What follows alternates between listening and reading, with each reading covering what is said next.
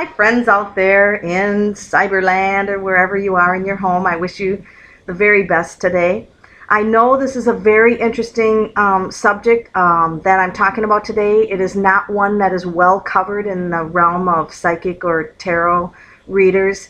The reason I am covering it today is because it has been the major theme of my readings in the past, I want to say, month or a little more.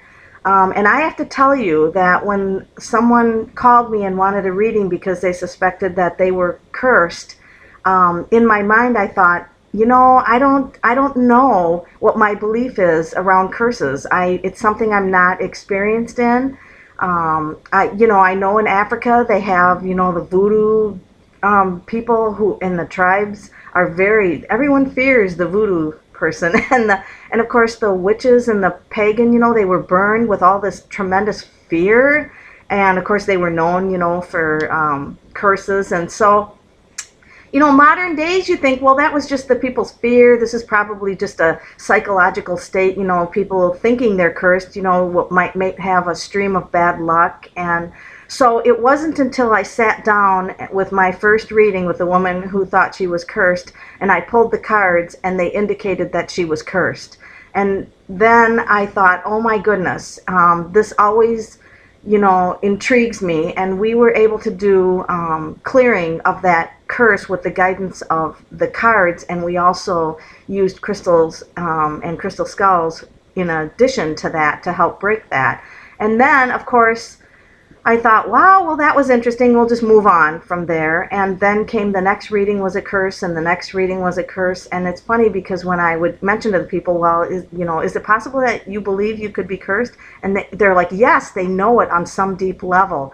And so I thought, could a curse be a thought form? Now by having so many readings with this theme, I have to pay attention to this. And when I don't understand something, I will do research on it, but I always come to my cards first, so I kind of know where to start. And so I came to the cards humbly and asked, is there such a thing as curses?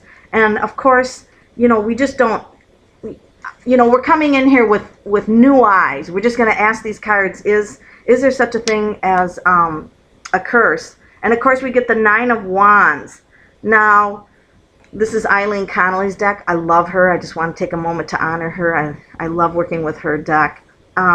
So Nine of Wands, this is interesting because this is a spiritual card. Wands are spiritual, and he's the spiritual warrior.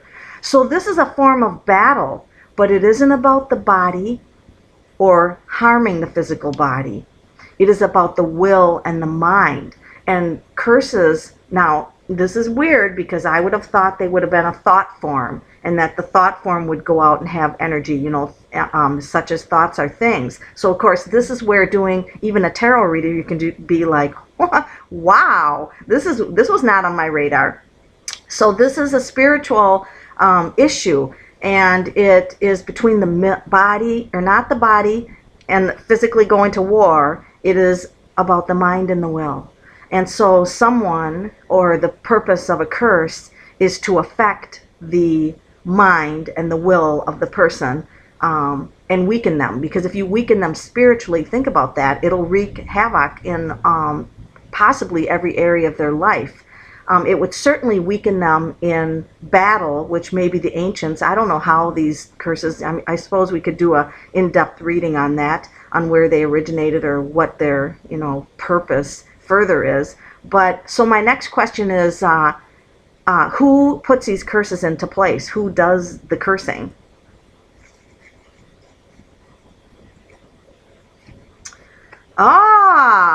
Queen of Pentacles, physical earth.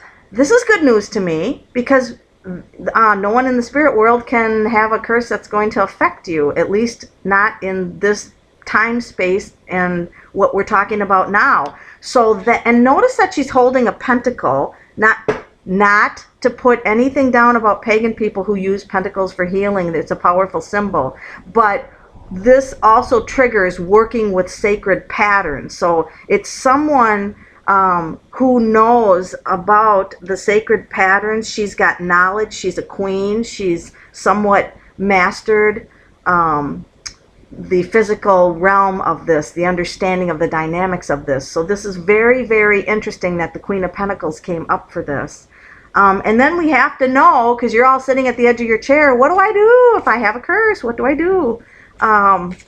So we have to ask, how do you clear a curse? And my goodness, look at this. We have 5 of Cups. Now, this also is a 5, the number 5, so some of these curses could be somewhat karmic because 5 is a karmic number.